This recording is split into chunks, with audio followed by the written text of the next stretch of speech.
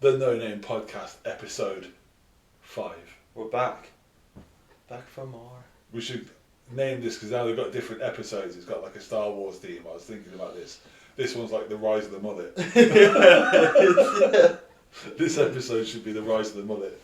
Yeah. Absolutely glorious. We'll have a mullet off over the next couple of months. We'll see what happens. Yeah, welcome back. Thanks for watching. Thanks for still being here with us. All the different views later. So as we normally do, we've got a little bit of sports coming up.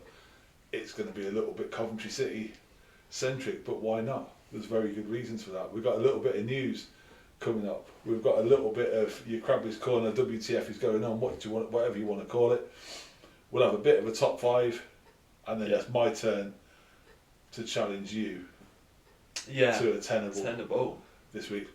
It's going to be sport related again.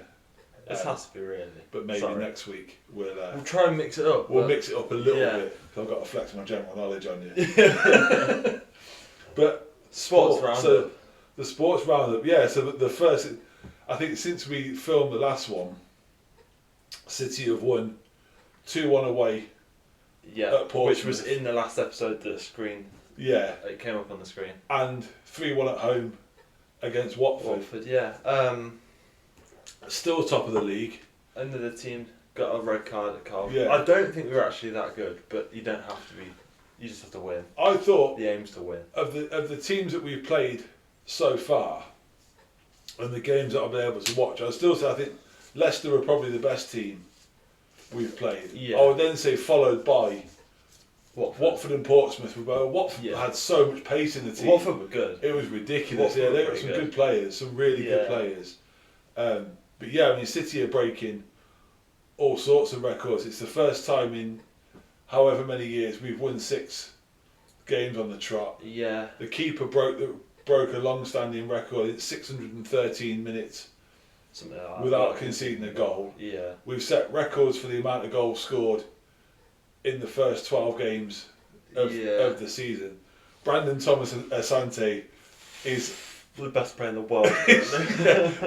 he's got to be in the conversation for the Ballon d'Or. It is mental. It's genuinely incredible. Absolutely, and I could wax lyrical about what I think of Brandon Thomas Asante for hours, because I think he's a phenomenal example of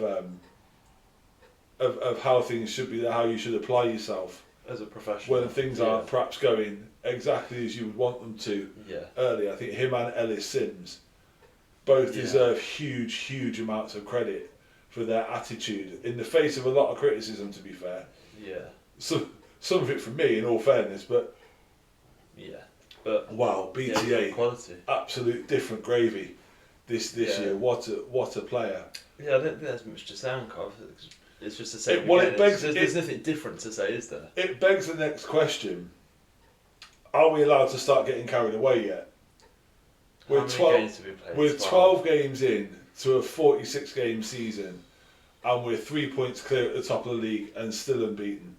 Is it socially acceptable it's to not get carried the top away of the yet? league thing that's to get carried away about. It's the still unbeaten thing that's to get carried away. Because if we are genuinely going to be that hard to beat, we're going to get promoted, aren't we? Obviously, I'm not saying if you win every game, obviously you win the league. But if we're going to be that difficult to beat, we're not going to lose much out. We're obviously going to lose. And I think if the players are going to carry on playing with the level of confidence, and confidence is a funny thing, and it comes and goes in sports.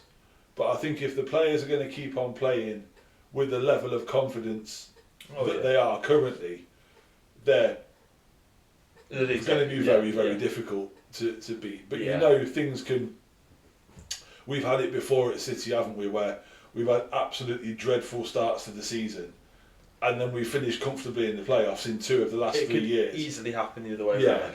Yeah, easily. So I noticed. I think there was a Sheffield United social media post where they were saying that I think Sheffield United have currently got the same amount of points as City did at this point last season, and we made the playoffs. Yeah. I think but other teams will obviously turn it on, and there'll be a little bit more competition coming to it. Because at the minute, it's sort of Sheffield Wednesday, Coventry City, and everyone else sort of that. Pretty much, I don't think I don't think there's much competition. The league's quite open this It's year. one of those leagues where it's so tight always. As well. There's always lots of draws. So if you put a run of 2 or 3 games of wins on the trot, you're going to shoot right up the league. If you lose 2 or 3 on the trot, you can drop right down the league again. 'Cause it's so tight. And I think it's one of those situations where the relegated teams haven't been as good as what people were expecting. I think Ipswich were red hot favourites to win the league, and they still might. It's early days; they still might, but they haven't set the world on fire. No. Southampton have been really quite poor, and I think their manager is kind of on the hot seat. Yeah, he is a bit at the moment. Leicester pay their players ridiculous money, for them to be rubbish, and they're not performing to the level that they're getting paid for, certainly. But yeah, on to Friday, Wrexham away. There's a chance this podcast might come out on Saturday morning, so there's a chance we might have already played it. I don't know. Oh, but I had in my head it was going to be a difficult game, and then last night they lost to a team in the league below at home. Yeah. So it's like. And I watched that game, and I know when City come to play Wrexham, Wrexham are going to put out a different team to what they started. A lot of their. And they're not going to play that poorly, are they? I can't believe they're going to play that badly again. I mean, Cardiff should have been, and they had a weakened side as well. It's got to be said. Yeah. It wasn't Cardiff's first choice 11 that played at all, but they should have been at least 3-0 ahead at half time. It was only 1. I mean, Wrexham were booed off. The fans booed them off the pitch. We're not a team at the moment where anyone can say about we should be so and so ahead, because if we're supposed to be 3-0 ahead at half time, we are 3-0 ahead at half time, because some of our players just don't miss. Like Asante just doesn't miss a shot at the minute. I mean, if he's supposed to score, he scores. You look at the Watford game Saturday, and I think at half time we'd had 3 shots on target and we were 3-0. Yeah. It's like, I think with Cov, and it's the same thing that you need to go and do at Wrexham, especially with how their fans are starting to get onto them and onto the players on social media and in the stadium.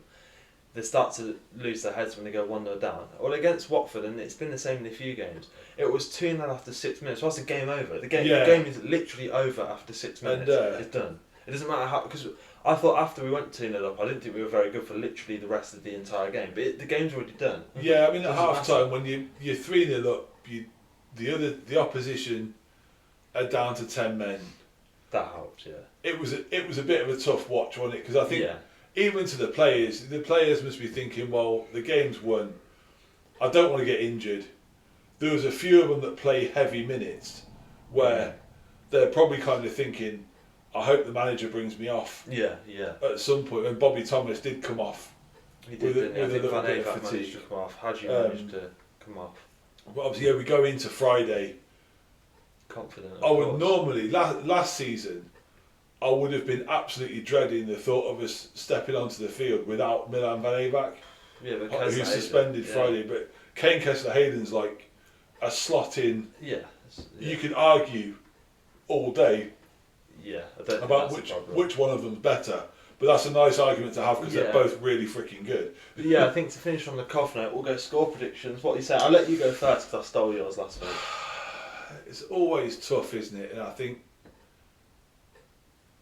away from home, I still think a point on the road is a good result. I always say that. I think a point away from home in this league is a good result. Having said that, with the way we've been playing and the way Wrexham have been playing, I would fancy us to win.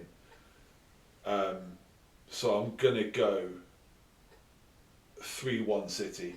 I will obviously predict us to win 2-1 Cov. And I'm going to go... I mean, you can't... Coventry are playing, so Brandon Thomas Asante is going to score. It just seems to be the way. I keep saying it every week, and at some point it's going to be right. Ellis Sims is going to score. I'll go as well. Thomas Asante and Bobby Thomas. 2-1 Coventry City. And I'll tell you what, I'm going to go for one out of left. Kane Kessler-Hayden will get one as well. You reckon? Yeah. Interesting. I think something that's worth mentioning, I don't know if it's on the notes with the sports roundup, is, and we don't usually say this about the NBA because I know our opinions on it are a bit lowered compared to some people's, but what a start to the NBA season. The NBA season has been off to a cracking start, by the way. I've got a note on here. I've not been tracked because it's so difficult to keep a track of it. You you miss out on what's going on for like a week or so, and each team's played like 10 games. Yeah. But yeah, I've got a note on here that just says Wemby. Wow. Oh man. And if you the stuff that he's doing, it's not right. It's crazy. And I saw there was an NBA commentator, I think it was Kendrick Perkins, that was saying in 15 years' time, the GOAT debate is going to be Jordan, LeBron, and or Wemby. Because if you don't follow the NBA, Victor Wembanyama, French guy, the guy is 7'5". Why? Yeah, 7'4", 7'5", something like that. But he's got like point guard dribbling skills. He shoots the three at a ridiculous. I mean, some of the highlights. There was the one in the first game where he goes to the basket and gets fouled, so just sort of wraps the ball under. Yeah, at the post, like the other side. The guy and gets him. There's the one where he like takes 2 cross dribbles in, then 2 behind his back to step back out onto the 3, and then hits the 3 and gets fouled. It's amazing. It's amazing to watch him play. Absolutely amazing. I think did he break a record? He was either first NBA player or first Spurs NBA player to have 100 points. I think it was 100 points, 60 rebounds and 15 blocks in the first 3 games. Yeah. It might have been 50 rebounds, I can't remember, but that's just ridiculous. It's incredible what he's doing, and there's been really tall players like him. Yeah. Playing the NBA or similar, nothing like him, but similar height to him. But when you see how he moves, it's impressive. As a big guy to be able to move that well, because a lot of the bigger guys, you go back to people like Taco Fall and Sean Bradley and George Murasan and Yao Ming and players like that were that sort of 7'4", 7'5" and above. They were like tanks, weren't they? Some of them had the turning circle of an oil tanker. It took them so long to get up and down the court. Yeah. But he runs.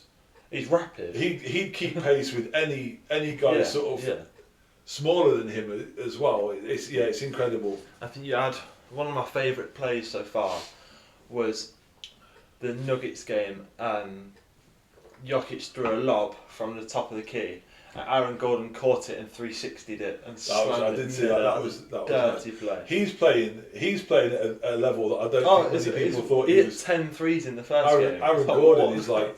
And you've got Austin Reeves that had 51 the other night and 41 last night. It's like, whoa. But I think Aaron Gordon's one of those guys. He was just a dude from the dunk contest those years that lost to Zach LaVine. He was basically at Orlando, so they could stick him in. They're doing the same with Matt McClung the last few years. Orlando have got some weird fetish for the dunk contest. They've always got a guy there with like stupid hops that just spawns in for the dunk contest every year. And he's turned out to be a superstar, which is really good. Yeah, props to exciting player to watch. Props to Aaron Gordon, he's an absolute hooper. I think Cooper Flag started well, which is good. I'm a big fan. Big Cooper Flag fan. Massive Cooper Flag fan. And Steph's still doing it, if you're wondering. It's an interesting time, though, isn't it? I was going to say this to you, like, it's a bit kind of an off the cuff thing, but you was looking the day and you look at, like, LeBron's almost done. KD's not got very long left. Steph hasn't got very long left. And they've been 3 like the big superstars pretty much the whole time I've been into basketball. Yeah. And bloody hell, like LeBron was drafted in 2003. Yeah. I think KD was 2007. Yeah. And Steph was like 2009. Yeah, it's been a long time. So for all this time, they've been a staple, and you kind of think. But even people like Kyrie, not far off. Chris Paul, I think, has announced that this is going to be his last year. He's done 20 years. All these guys, DeMar DeRozan, people as funny as it sounds, like people like Draymond Green. Yeah. They're not superstars, but he's just been a staple. Names that roll off the tongue, though, aren't they? So I was thinking, I wonder who are going to be those next guys that in like 10, 15 years' time, you go, man, so-and-so is almost done. Wemby's nearly done. Anthony Edwards is nearly done. I don't see Jokic playing that long. Jokic is a weird one because he doesn't have the superstar persona or personality. He won't go down to that type of thing, but he's just such an incredible basketball player. I'm such a massive fan of him. Yeah. Like Luka.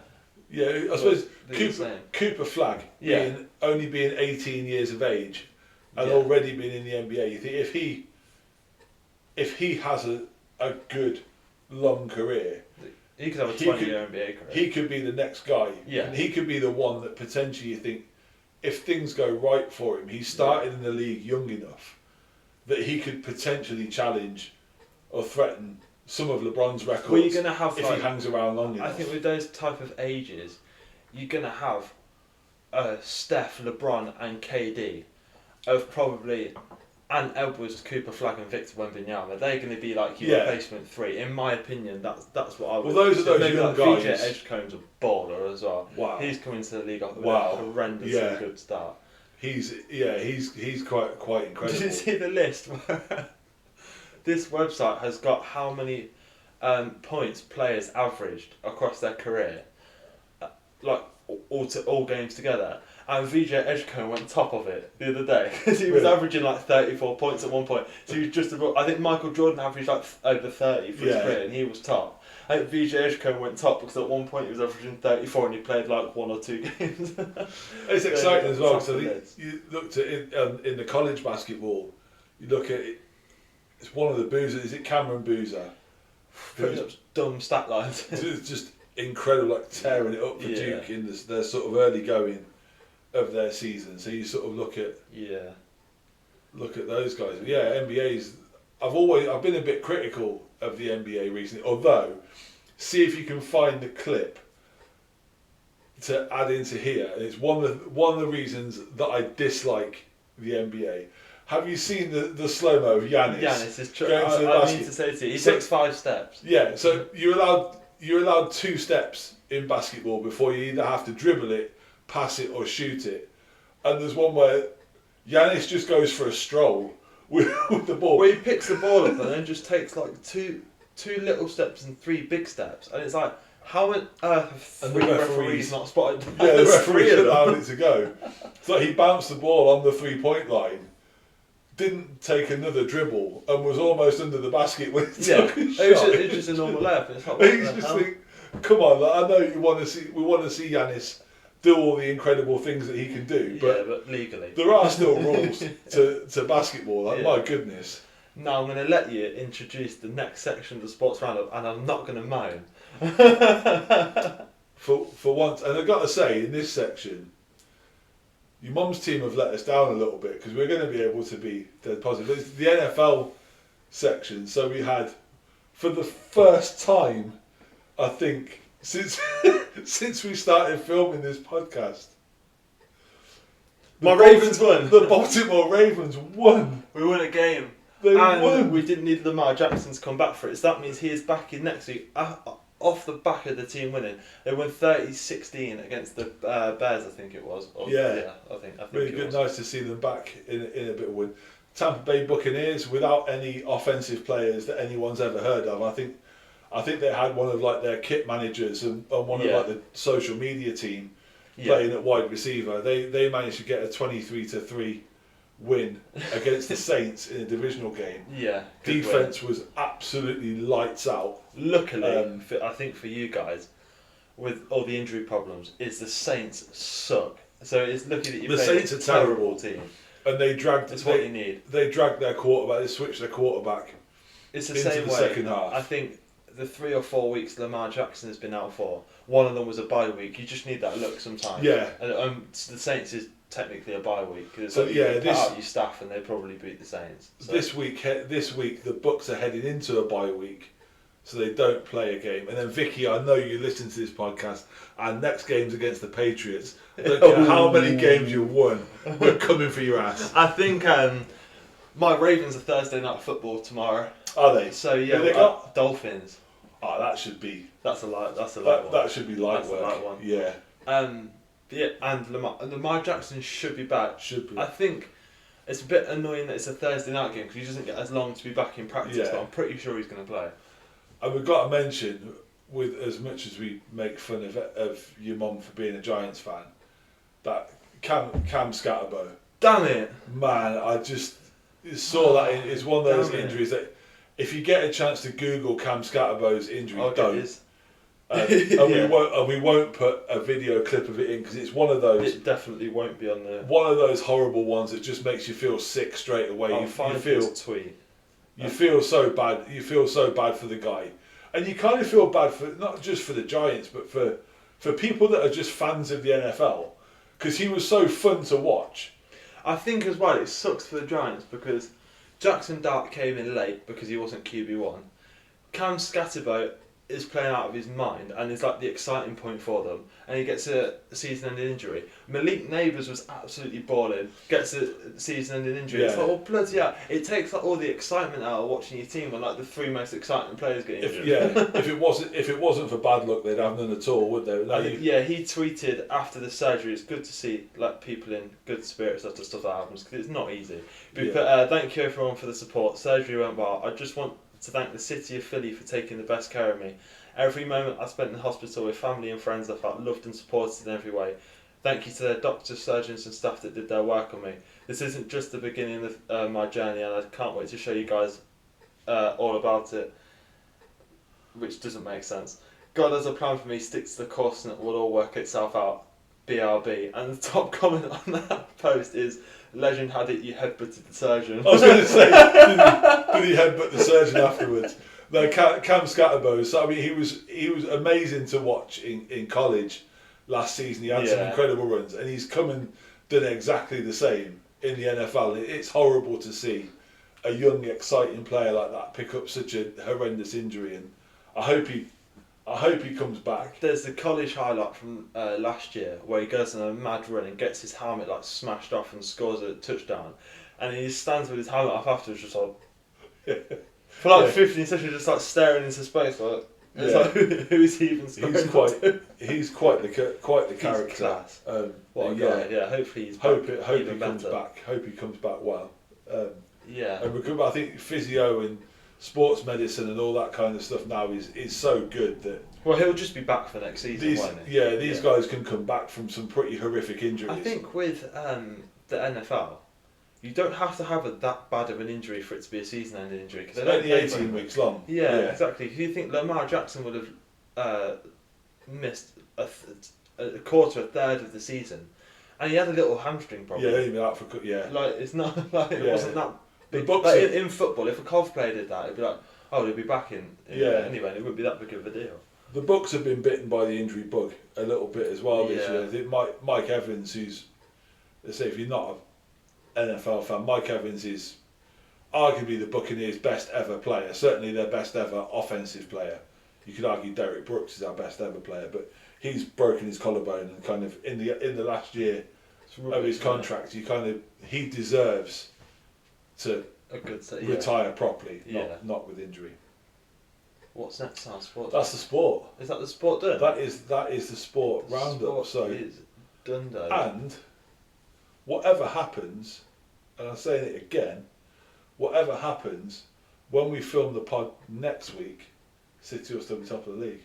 Is that true? Because we're 4 points clear, aren't we? Yeah. The worst we can be is 1 point. We're 3 points clear. Oh, but with a massively superior goal difference. So 3 are we? I thought. Middlesbrough drew. Unless we lose 15-0 and Middlesbrough win 15-0, we're probably going to be okay. We're top of the league again. On to the news then. Next section, I'm going to let you, because all I've got on here is a note. Oh, I like this one. Let me find the actual post though, because I don't know. And it's a brilliant story. It is really, really good. It's just a note that says fake lawyer. Yes. So I'll let you take this one. So, a man who faked being a lawyer won all 26 of the cases before he was arrested for faking it, which I just think is absolutely quality. So it says here, a man who was posing as a real lawyer won 26 cases but finally got caught by the authorities. Authorities also accused the man of stealing the real identity of lawyer Brian Wawenda Natija. Was it in this country? The Nigerian Tribune reported that the attorney had won dozens of cases and handled them all in front of magistrates, Court of Appeal judges and High Court judges. The man accessed the Law Society of Kenya portal and identified the account of the man with a name corresponding to his and tampered with the details. He then uploaded his own photo before claiming to be trained in law. a real Catch Me If You Can. I just find it funny that he faked it but won all of the 26 cases. But you would think That is class. rather than arresting the guy, They get him involved. get him involved. He's obviously good, isn't he? Get him on it. He must be good. Like they referenced "Catch Me If You Can" Yeah. in there. Have you ever seen that? No. That's brilliant. It's a true story movie. Leonardo DiCaprio and Tom Hanks, but it's Frank William Abagnale, and he faked a career in all sorts of like he faked being a pilot, a doctor. He was like he was done for money laundering or fraud, I think, because he was illegally printing fake checks and stuff. But his story is amazing. It's very similar. But you think, why not employ the dude? He's obviously pretty good. Another news point that's got to be worth mentioning. How did someone pull off a heist on the Louvre? That is crazy. Are you mad? The way he did it as well. How on earth were people just allowed to rock up there with a ladder and a chainsaw? Have you seen on that though? What was also brilliant about that? So the guys, they used like a cherry picker. Yeah. That's made by a German company. Right. And the German company have produced an advert, which is their lift outside, their cherry picker outside the Louvre, and it says, "When you need something doing in a hurry." To be honest, I think I saw this on another podcast where they were talking about it.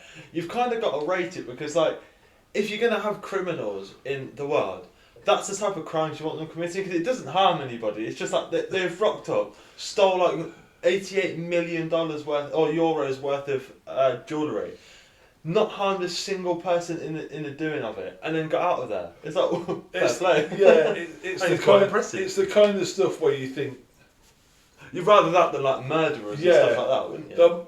They'll make a film. They'll make a film out of that one day, won't they? Yeah. There'll be a film made about. They stole about 80. that. No, apparently they dropped the crown on the way out. Did you see that? Did they? Man, I bet they got back and was like, no. Who's got the crown? I need a new hat. I just find it mad that they rocked up in high vises with a ladder and a chainsaw and just rolled in there and rolled up. But it was at like 9:30 in the morning. It wasn't 2 a.m. It was at 9:30 in the morning. Yeah. I'm pretty sure the Louvre was open at the time. Yeah, it was. It's crazy. It was. was. It's just crazy. Right, it was right around the time it opened, wasn't it? I wonder if I imagine their security processes. It's probably been quite difficult to get into the Louvre to have a look round as a tourist the last couple of days. But no, it was quite funny. Brilliant. That German company, the advert they've used. Fancy a sense of humour from the Germans, like things you never. Doesn't happen very often, does it? Yeah. Well, fair play. Yeah, in this story, you've got a sense of humour from the Germans and something cool by the French. What a strange time! What a strange time we live in. Anyway, next on international relations. Yeah. Here we are. Yeah. Yeah. Oh, brilliant! No, that's really good. Yeah. So, WTF is going on? Krabby's Corner. WTF is going on? I'm going to go first. Because you've got one that kind of is but kind of isn't, haven't you, I think? Or a little bit to add on anyway. I've put on here gym etiquette. I have got one. So, the thing that's annoying me more than anything over the last couple of weeks, you can probably tell I work out. You can probably also tell I don't do any cardio.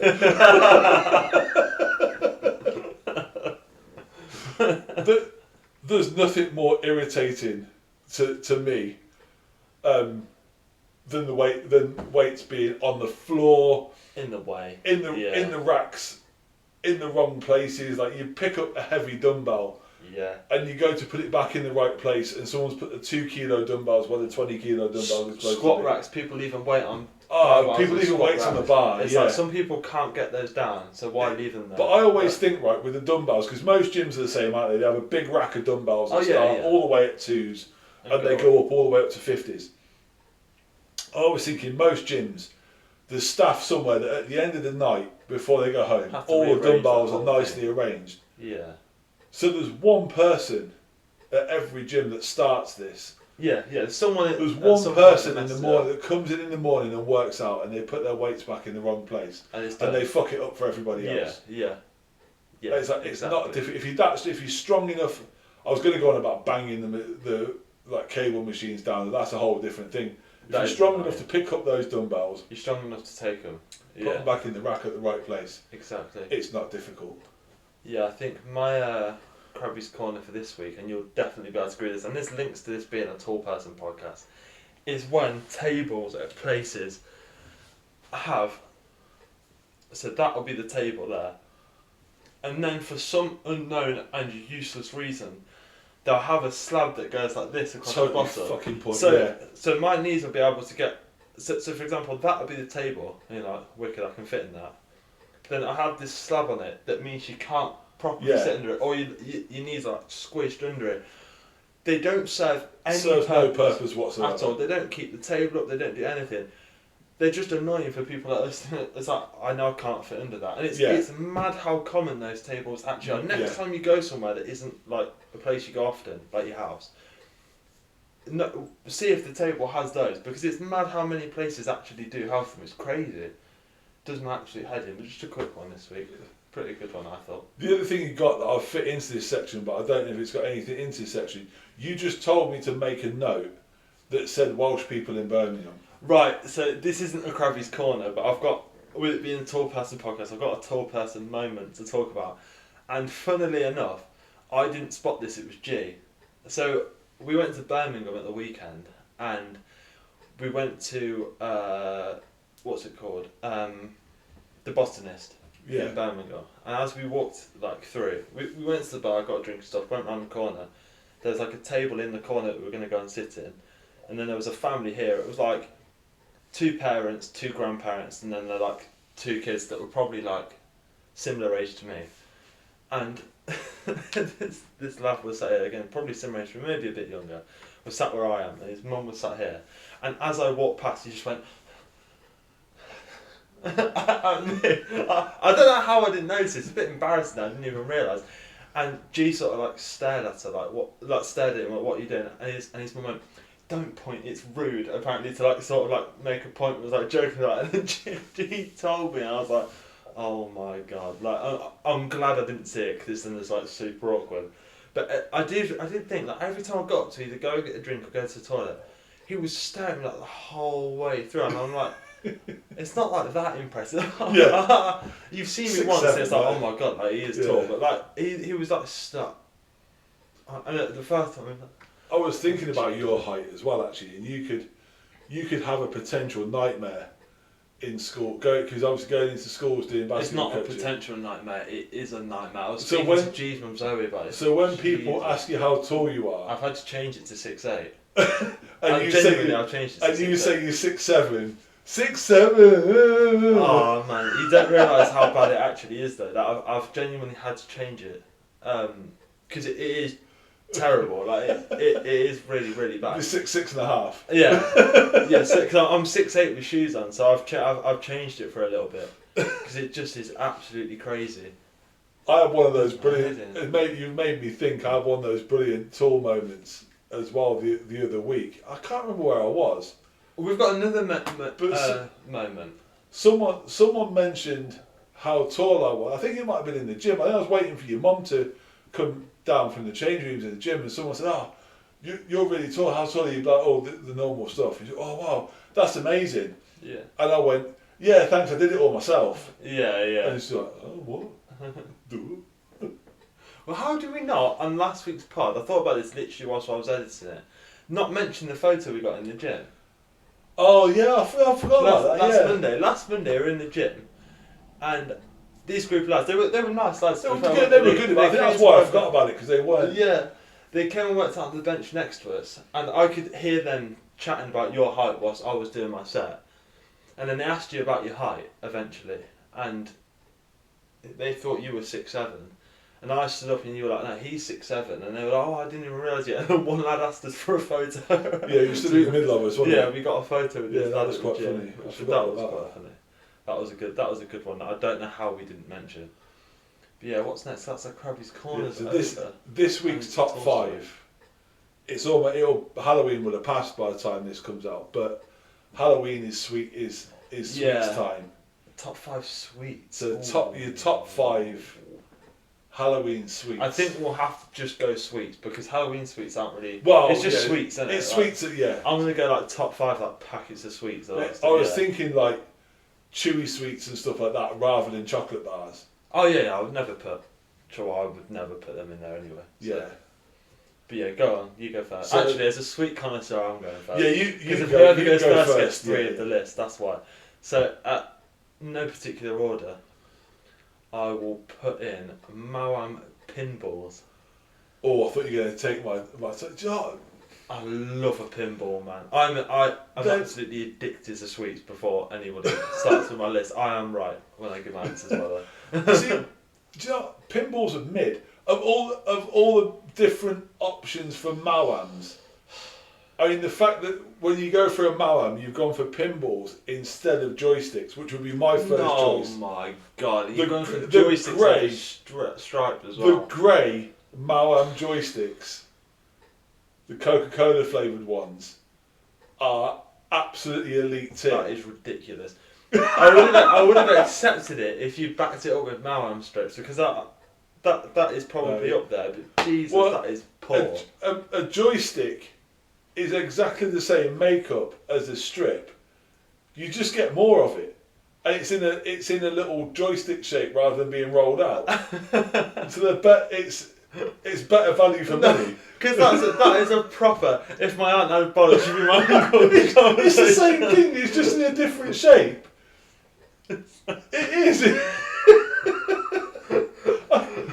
It's not though, is it? That's like saying the car's the same as a bus. Well, it kind of is, isn't it? No, it's not. I can't believe as somebody claims to be a sweet connoisseur. I can't believe you're this ignorant of the subject. I get what you're saying, but that's not the case, is it? Right. You can't completely change the shit. It changes the taste completely. If you took a joystick, a Mawam joystick, and rolled it out with a rolling pin, what would you have? You'd probably have 2 or 3 strips, wouldn't you? Right? If you took a car and rolled it out with a rolling pin, you wouldn't have a fucking bus, would you? That's not the point, though, is it? It's like if you put a dog in a stable. I mean, in the comments, fucking help me out. Like, try and educate the child. That is ridiculous. I'm not having that. Joystick at number 2 is so poor. I can't believe it. Oh, it's in there. I'm It's in so there now. disappointed about that. I can't believe it. That is absolutely ridiculous. God, then world's leading sweet expert. Next What's one 3? is going to be, despite the fact you have to unwrap every individual one, which always goes down on my list, Starburst is going to be number 2. Classics. A Starburst. Opal fruits if you're of a certain vintage. An absolute joke how good they are. Every flavour as well, by the way. The purple ones are the best, but every flavour. Green, purple. You reckon? Then yeah, red, definitely then top. orange. They're obviously top 2, aren't they? But Yeah. they're absolutely. I can accept that one. Starburst is class. I can accept that one. My next one, I'm going to go. It's actually one of those sweets I ate so many of that I couldn't eat them for a few years. They made me feel sick straight away. Tang Fastics. Oh, I'm glad you put them in because I was going to have to miss them out for something else, which was going to be horrible. Haribo. Yeah, obviously in the top 5. I love the fizzy cola bottles and the cherries. Yeah. Are my favourites, but the Tang Fastics, the mashup of Tang Fastics. I mean, we're going to have a serious contender missing out here for joysticks. Because they're high quality. I almost feel bad. Last one, number 5, is going to be Skittles. Oh, that's a good shout. Skittles are class in every flavour as well. I don't like the new way they do it, where they'll do like the cloudy and the. I mean like proper typical Skittles, like the red or like green ones. Yeah, the red packet. Yeah, not like the foam ones or like the sour ones are nice. Is that the green ones? Packet? Yeah, like the nice. The shellless ones, all of that. Get those gone, but like the normal Skittles, the green or the red packet, they're definitely top 5. I think that's a decent top 5 list, to be fair. I personally had the Mawam strips or stripes, whatever they're called, over joysticks. Apart from pinballs, it was pretty good. Yeah, I think pinballs have got to be the best non-fizzy ones, in my opinion, because they've still got like the pop in the middle, which is why I think Absolutely, they're up there. I think that's a very. I actually reckon that might be our best top 5 yet, in my opinion. I think that's the best top 5 we've had. Have we missed anything out? And don't come at me with like your Haribo Star Mix. Don't put nothing like that, and don't put anything that is hard boiled in the comment either, because that would just be ridiculous. The only thing I might accept that we missed out is something like a strawberry bonbon or like jelly beans or something. Yeah. I love all that. I like those little the fruit flavour lollies that have got the hard boiled oranges. Like things like strawberry laces. I like the pencils. You know, strawberry pencil. They're all like right in the top 20 definitely, but can't be making a top 5 list. Anyway, on to the Tenable challenge. Is it my Tenable time? I think last week I got. You got 9 out of 10. Yeah, you missed Shevchenko. It was the Ballon d'Or winners, wasn't it? Yeah, you missed Shevchenko. Got another football one. See how it kind of ties in with one that we did before, but there's a little bit of an angle to it. So some of the answers are slightly different. So it's the top 10 non-English goal scorers in Premier League history. Bloody hell! Wow. Okay. So some of them will obviously be a repeat. Okay. From before. Yeah. So I think I'm just having a look at the list. I think all of them have played within your memory. You definitely know all of them. All of them. Definitely. I might have to drop a couple of clues as we go along. Let's get it popping. Let's go. Thierry Henry. Thierry Henry's number 2. Is he? I thought he'd be number 1. 175 goals in 258 games for Arsenal. Sergio Aguero. Sergio Aguero is number 1. Yeah, I knew that those two would be 1 and 2. I didn't know in what order. Who do we have after that? We have got. There's one more player who's actually 3rd, who is still currently playing in the Premier League. Right. Okay. Mohamed Salah. Mohamed Salah, number 3. He was going to be a guess at some point. We then will have Van Nistelrooy. That's your first wrong answer. Van Nistelrooy isn't in the top 10. Van Nistelrooy.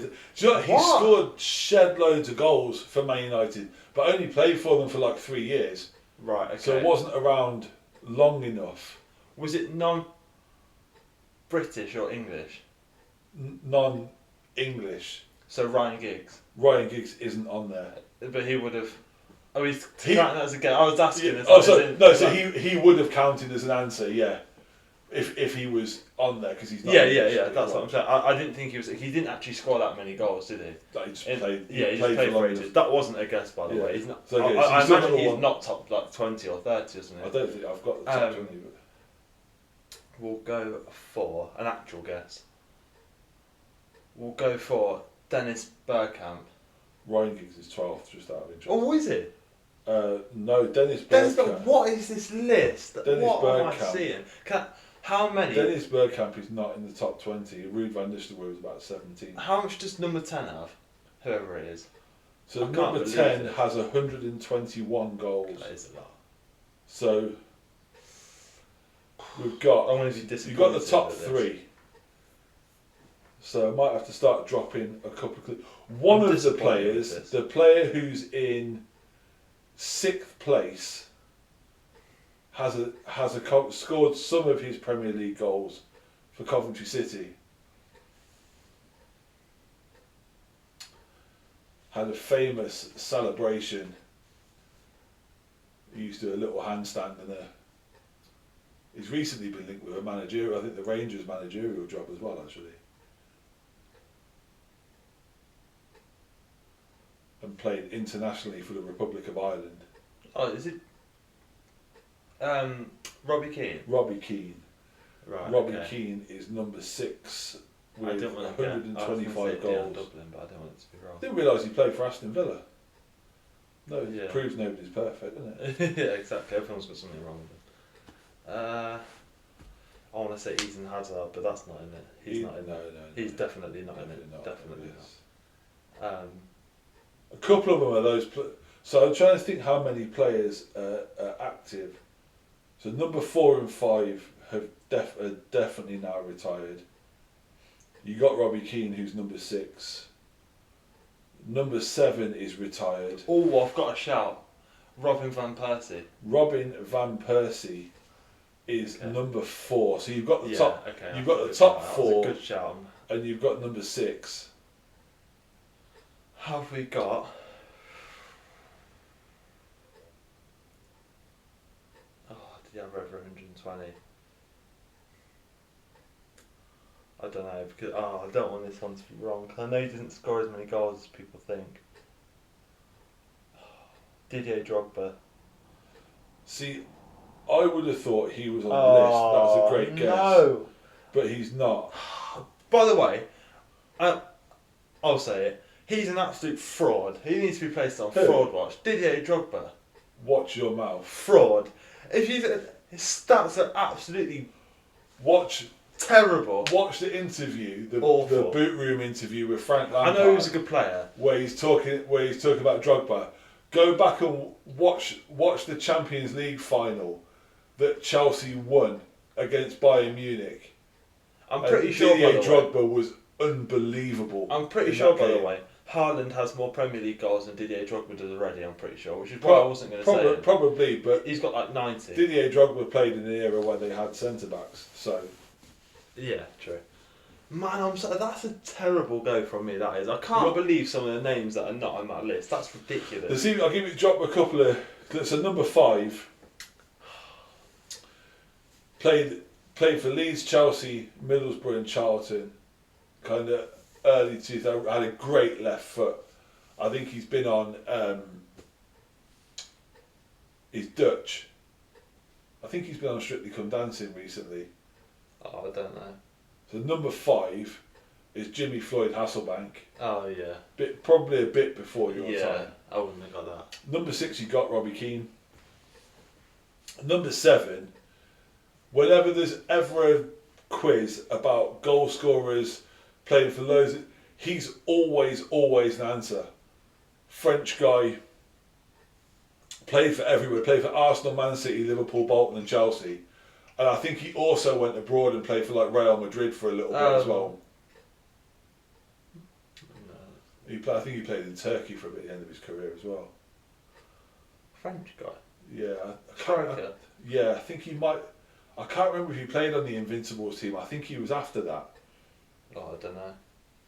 Nicolas Anelka. Oh, okay. He's always the answer to a quiz question about goal scorers. I can't believe some of the players that are on this list and compared to those that aren't. Number 8 has only just left the Premier League. Played for Tottenham.